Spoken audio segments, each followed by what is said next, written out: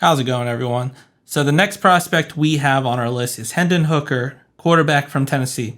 Now, Hendon Hooker has been having quite an off season.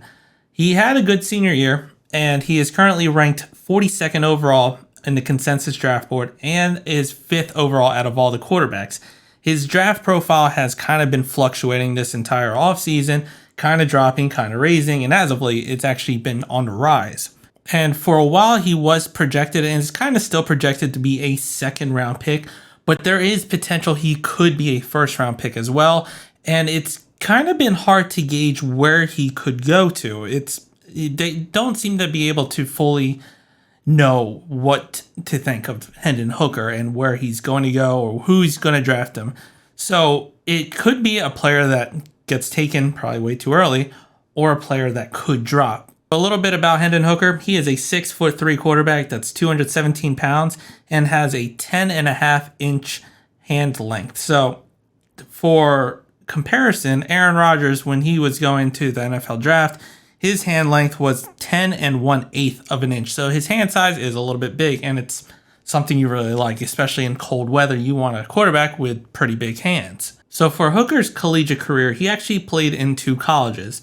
So in his freshman year, he didn't play much. In his sophomore year, he ended up playing 10 games, had a 61.1% completion rate, threw for 1,555 yards, which was a 9.6 yard average, and 13 touchdowns to 2 picks. Decent season. Then moving on to his junior year, still at Virginia Tech, he played 8 games, had a 65.3% completion percentage, throwing for 1,339 yards, 9 touchdowns, and 5 picks. So not that great of a year. Transferred out, went to Tennessee, and this is where he started to shine. So for his first year at Tennessee, he played on all 13 games, had a 68% completion percentage for 2,945 yards, 31 touchdowns, and 3 picks.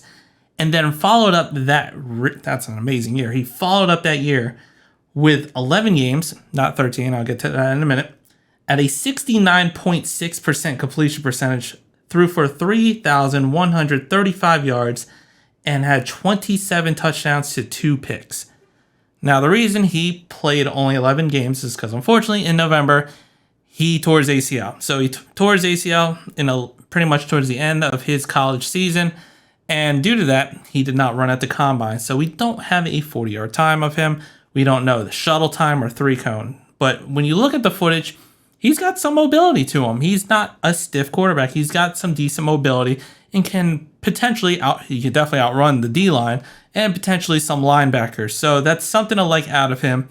Unfortunately, he's still healing from that ACL injury, so he didn't participate at the combine or in the pro day except for maybe a few throws, but nothing big.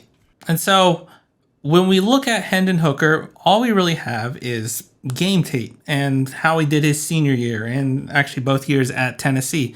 And this is probably a reason why they're also bringing him in to interview him and ask him some questions. When you look at Hendon Hooker, what do you see? You see a very accurate quarterback. He's very accurate. He pretty much pinpoints it, especially on the short routes, on slant routes, pinpoints it. It leads his receivers very well to where they can get the most yards after the catch they can instead of maybe slightly behind them or right here. They're literally leading him so they don't miss a beat and can just run for more yards. He delivers a very tight spiral, and he also has a very quick release. So he's got some good, I don't want to call them intangibles, but he's got a good skill set. His mechanics are a little off. The thing is, at Tennessee, they ran what's called a spread vertical offense, and apparently it doesn't translate well to the NFL. The NFL with the route concepts and that type of offense it's not ran in the NFL. So it's more of a college offense. So there are questions of how will he translate his game to the NFL? Because in the spread offense, what happens? You run a lot of vertical routes or some underneath routes, and really all he was kind of designed to do was to slightly roll out and read one half of the field. Most of his throws are rolling, read one half of the field. If your first read's not there, go run. Or if it's more of a timing thing, so like not a timing, but a predetermined. So when you're calling in a play, it's like you're playing a game of Madden, essentially. It's like, all right, I'm going to throw to you, and I'm just going to throw to you no matter what, pretty much. There's no reading the defense and taking what the defense is giving you. It's essentially, all right, based off this route combination, we're going to throw it here. This guy should be open. And that's how his offense has been ran through at Tennessee. So there are questions.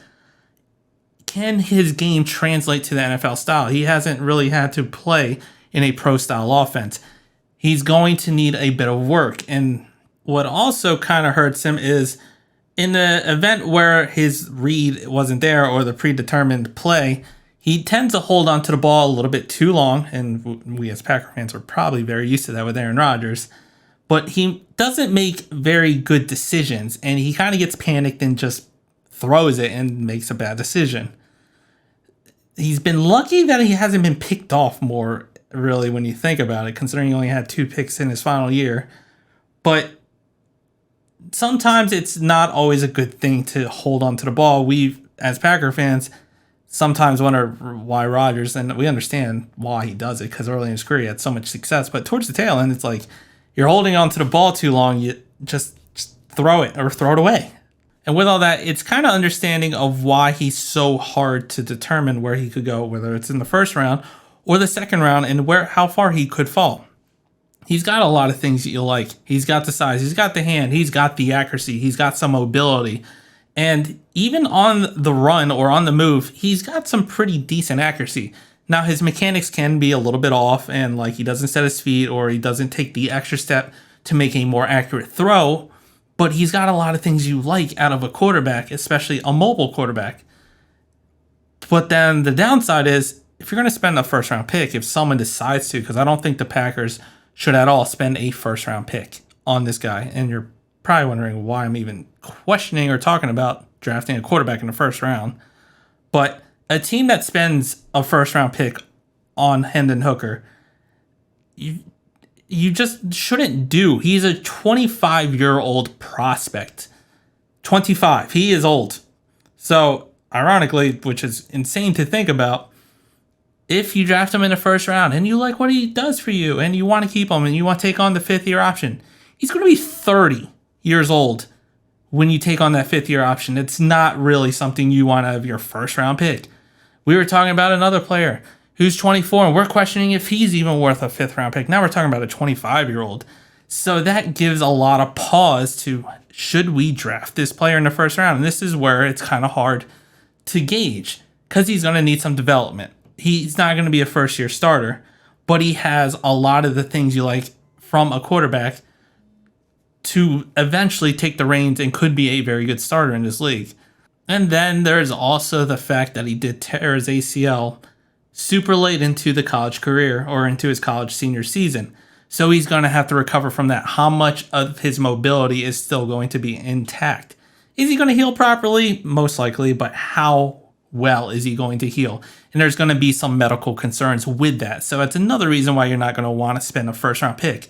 And this is why I think he'll probably end up in the second round. And this is where it becomes more intriguing for the Packers to draft him.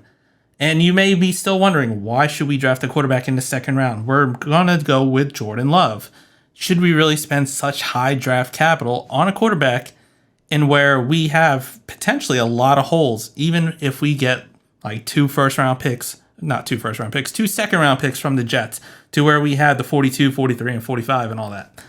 Yes, because if you actually look back, and history has been slowly repeating itself. It's very, very weird how well history has been repeating itself. We had the Brett Favre leaving to the Jets, and now Aaron Rodgers leaving to the Jets. Cool. So Aaron Rodgers took over for Brett Favre. Well, now we have Jordan Love taking over for Aaron Rodgers. In that same draft where Aaron Rodgers in 2008 took over for the Packers, we did draft a quarterback in the second round, which was quarterback Brian Brom. And now we have here Jordan Love taking over in 2023 for the Green Bay Packers. And we have an interesting prospect that could sit behind Jordan Love. And who knows what's going to happen with Jordan Love? We don't know.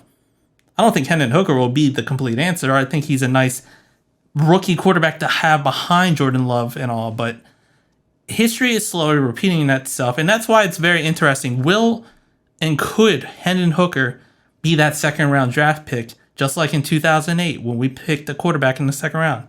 Will he be available, and will he potentially be a quarterback we draft?